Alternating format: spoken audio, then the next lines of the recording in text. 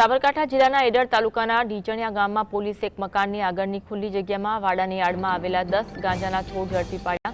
આ કાર્યવાહીમાં 35,000થી વધુના મુદ્દામાલ સાથે દિલીપ કાળા નીનામા નામના આરોપીને જેલ હવાલે કરાયો।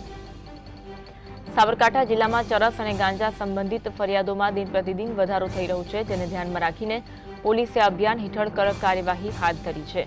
35,000ના મુદ્દામાલ સાથે એક આરોપી ઝડપાયો છે। પોલીસે રેડ પાડી સઘન કામગીરી હાથ ધરી હતી।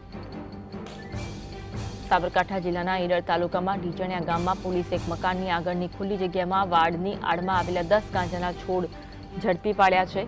આ કાર્યવાહી 35,000થી વધુના મુદ્દામાલ સાથે દિલીપ કાળા નીનામા નામના આરોપીને જેલ હવાલે પણ કરાયો છે। સાબરકાંઠા જિલ્લામાં ચરસ અને ગાંજા સંબંધિત ફરિયાદોમાં દિન પ્રતિદિન વધારો થઈ રહ્યો છે, જેને ધ્યાને રાખીને પોલીસે અભિયાન હેઠળ કડક કાર્યવાહી હાથ ધરી છે। પોલીસે રેડ પાડી હતી તે દરમિયાન આ સમગ્ર કામગીરી હાથ ધરવામાં આવી હતી। મકાનની આગળની ખુલ્લી જગ્યામાં ગાંજાનો છોડ ઝડપી પાડ્યા હતા। આ અંગે વધુ વાત કરીશું। સંવાદદાતા જુગનુ ફોનલાઈન પર જોડાયા છે। જુગનુ, મકાનની આગળની જગ્યાની વાડમાં આવેલા 10 ગાંજાના છોડ ઝડપી પાડવામાં આવ્યા છે, વધુ કાર્યવાહી પણ હાથ ધરવામાં આવી છે, વિગત જણાવશો।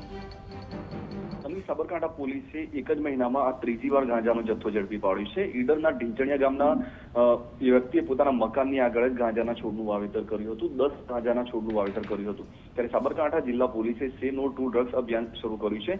તેમાં પોલીસને બાતમી મળતા પોલીસે ઢીંચણિયા ગામમાં રેડ કરી હતી અને તપાસ કરતા 35,000 કરતા વધુના મુદ્દામાલ સાથે એક વ્યક્તિને ઝડપી પાડ્યો હતો।